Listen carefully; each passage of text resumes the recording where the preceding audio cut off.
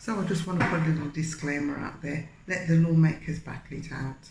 This is my personal viewpoint of where I belong or how I belong, or my sense of lack of belonging, and some may mention of this citizenship discussion. You know, I haven't voiced either which way, whether I'm for it or against it. It matters not. It's neither here nor there. I'm just voicing my opinion about where I belong. These shores, hijacked from these shores, branded with hot iron from the fire on these shores, entrapped in dungeons on these shores. My ancestors were raped and killed on these shores. My ancestors' villages were burned down on these shores. It was these shores where the cannonballs flew out of the cannons and destroyed nations on these shores. It was on these shores where the ships came. It was on these shores where the boats came. It was on these shores where they shackled us and they killed us and they whipped us and they stripped us. It was on these shores, but do not deny me when I come back.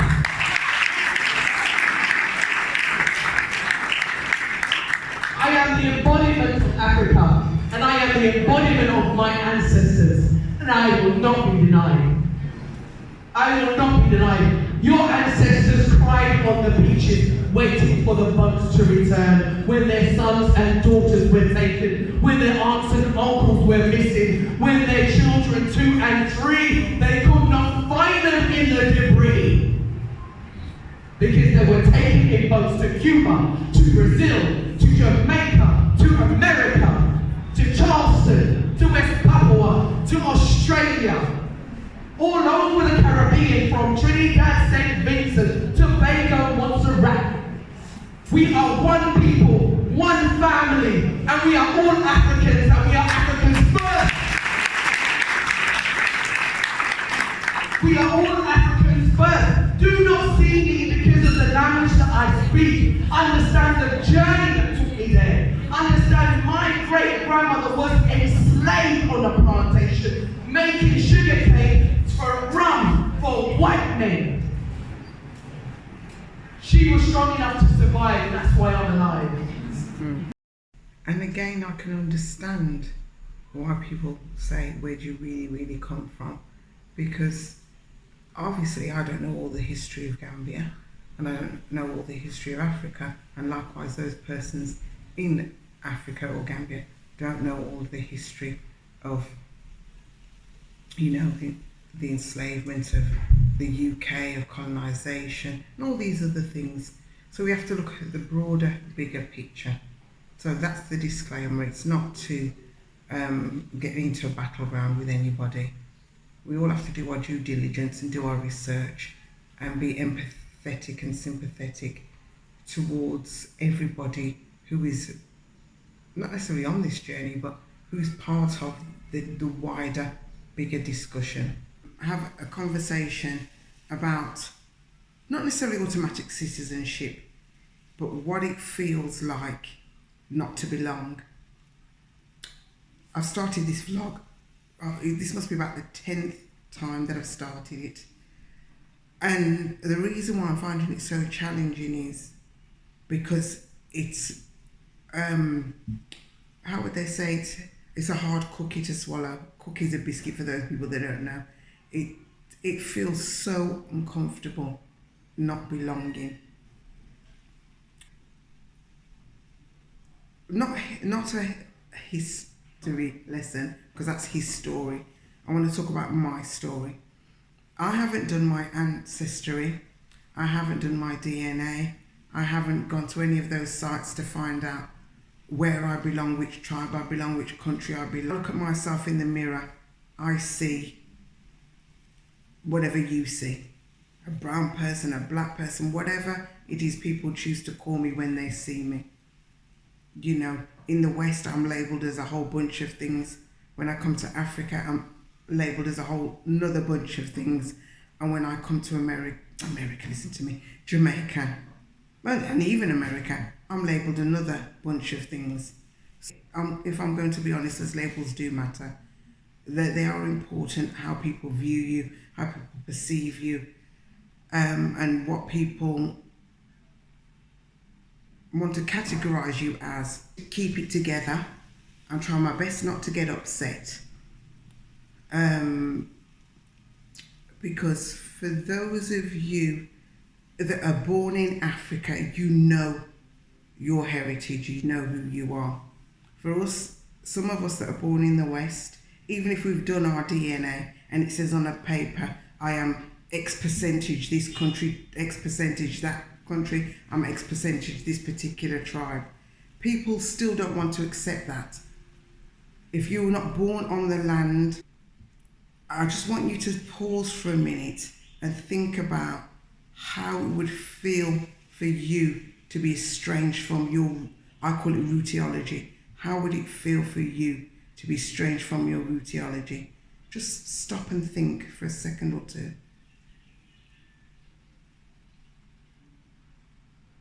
Because when I stop and think about it, it always brings a lump to my throat.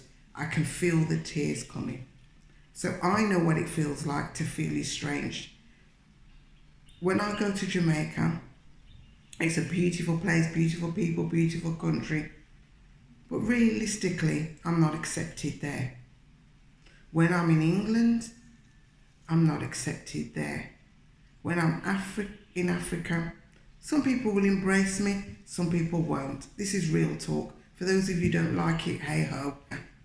I feel at home in some of the other African countries that I have been to. It's a big continent. Like I always say, there'll be somewhere that you'll find that resonates with you.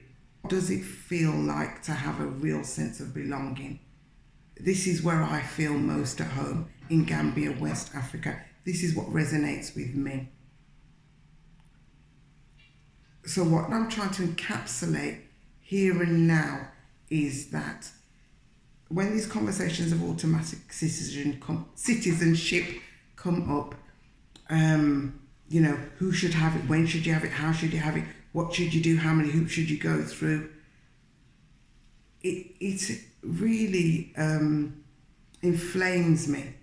Again, I want to reinforce, I'm not here to say yay, nay, or indifferent. Say, this is how it feels for me when people start talking about these citizenships and whatever word you want to use, because, you know, we could talk about a word sounds power and we could break these words down, but I don't want to get into that. What I want to say is, for me, because I wasn't born on African soil, I was robbed.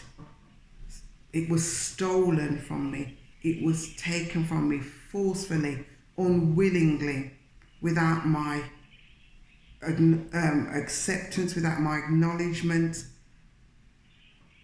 My name was taken from me. My original true name was taken from me. It was ripped from inside my belly, my stomach, if you want to say that. My language was ripped from my heart. My dress sense and fashion and particular head wraps or earrings or colours were ripped from me. My tribe was taken away from me. I can't even get involved in tribalism because I don't know which tribe I belong to. You know, indigenous beliefs and faiths and customs were taken away from me. A lifestyle that I might have been living now was removed from me without my consent. And I did not give consent. My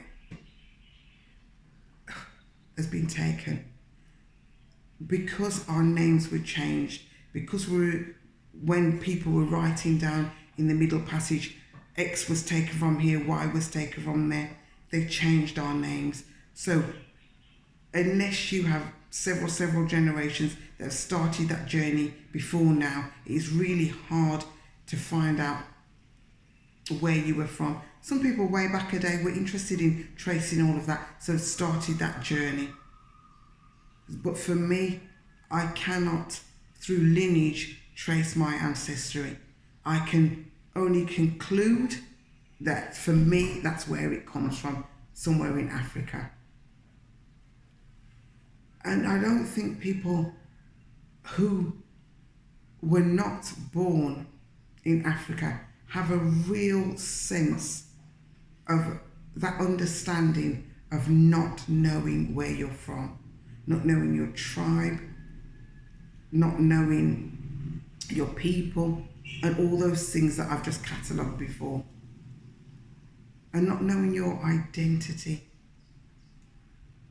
But for me, it's about that real sense of, I feel I belong here, and then often it's presented as though I don't belong here, and that's not from my perspective. This to me is always going to be home. Africa is born within me. Africa is in my heart. No matter what anybody else says, anywhere in the world is me, and I am Africa. For me, you cannot have one without the other. So I can't put it into words. I can't encapsulate it any better than I'm currently attempting to encapsulate it. What it feels like you're swimming in the sea against the tide with the rough waves. You know, you go a little bit forward, then you're dragged a little bit further backwards. And, you know, take on how I feel, not about automatic citizenship per se, but how I feel about not belonging, not having a home, not having a homeland.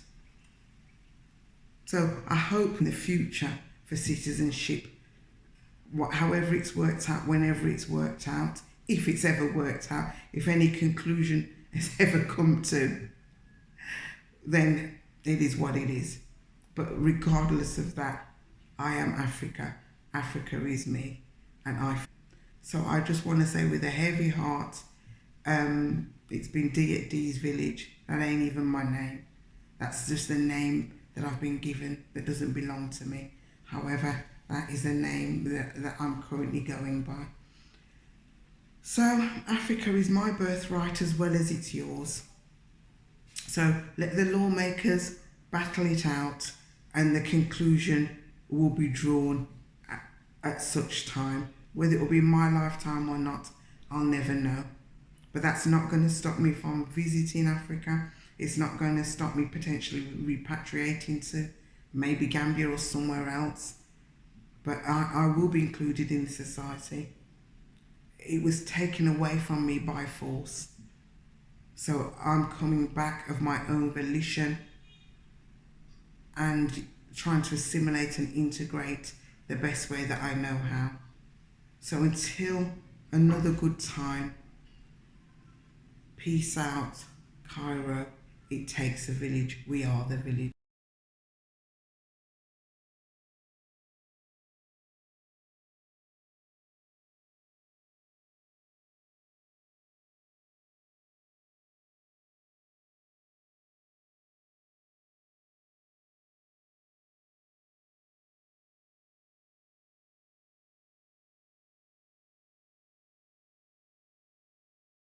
At the door of the church, no longer no return.